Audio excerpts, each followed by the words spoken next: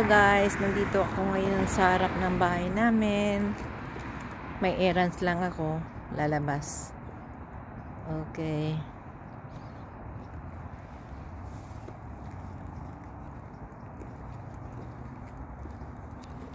Ito yung sa harap, ito yung orange. Hindi pa sila hinog. Ayun yung tangerine nandoon. Ito yung lemon, sweet lime. Okay. Ito yung sa harap ng bahay, guys.